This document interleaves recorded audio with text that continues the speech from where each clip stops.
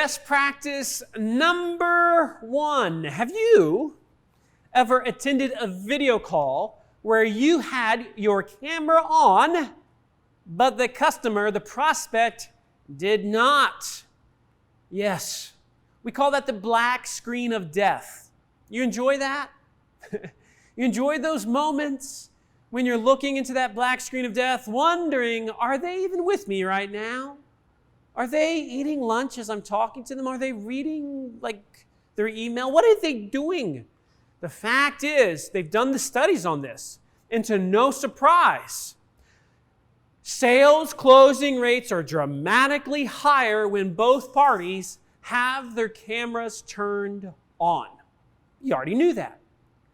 So the question is, how do we get them to turn their camera on?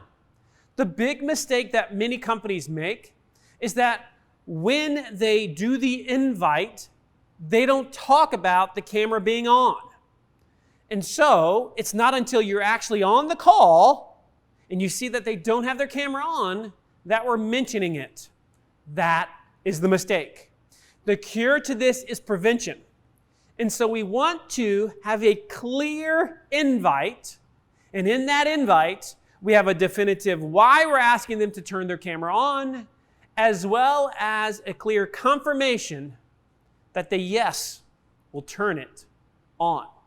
She might say, well, how would you say that? So I'm going to give you an example of how that would be stated here. This is very important.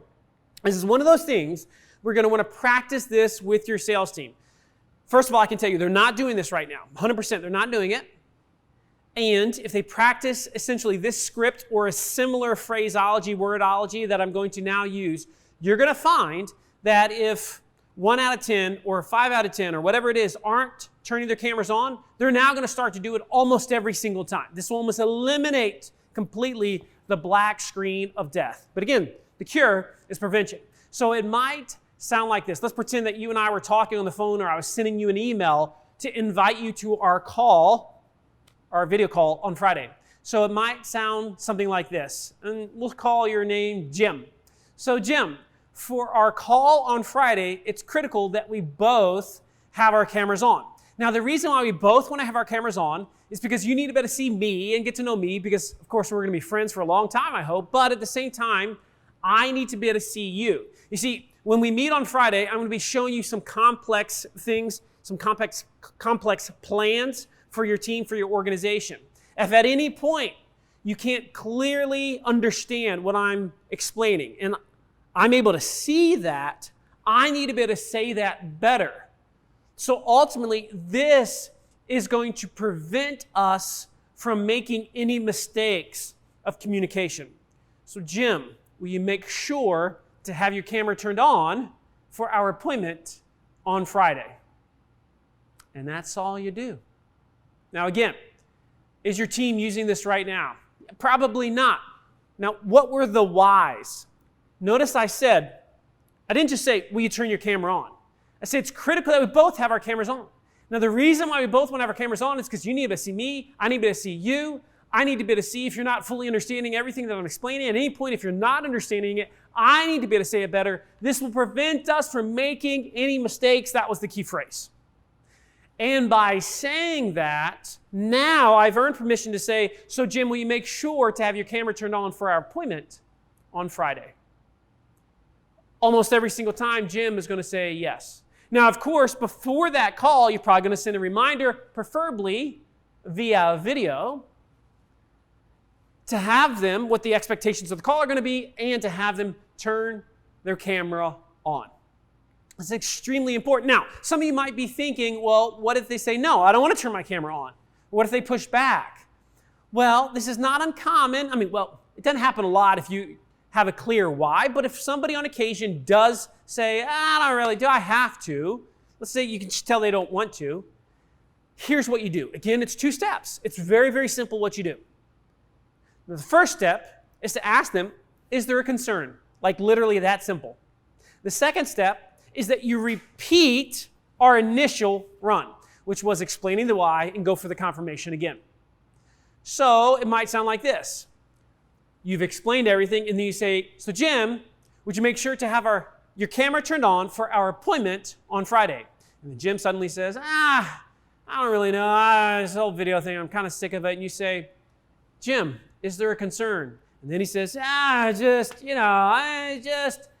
this gives you a chance to then come back and say, now, I understand your issues, but here's what we have found.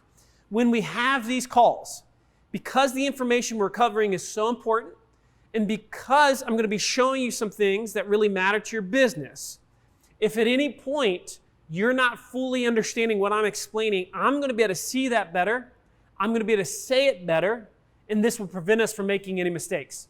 So Jim, for this time, would you at least turn your camera on? And almost every single time, Jim is going to say, all right, I'm going to do that. Why are we even talking about this? Because closing rates matter. Relationships matter. I've had organizations, some huge brands, because I've taught this to huge brands around the world since COVID. And I've had some tell me, yeah, Marcus, this company, like one company told me, yeah, Target would never turn their camera on for us before, Marcus. But now the folks at Target, like the store, they're turning their camera on, and we're the only ones they'll turn the camera on for. Why? Because they asked, but they explained why. Now, the relationship that Target and that company have, is there more of an investment? Yes. Are they stronger? Yes. Are they more human? Yes. Again, digital and virtual can be as human or as non-human as we make it. It doesn't have to be less about the relationship. It can be more about the relationship. But we can't be passive about this. And so by including this phraseology, this messaging in that email invite and getting that confirmation and sending the confirmation of the appointment beforehand and reaffirming that they're going to turn their cameras on, you're going to see that you'll overcome that black screen of death. It's going to increase closing rates. It's going to improve those human relationships. And now we're off to the races. That was number one. It was number one because it's the most important part of video sales calls. And so let's make sure we start teaching that to our teams today.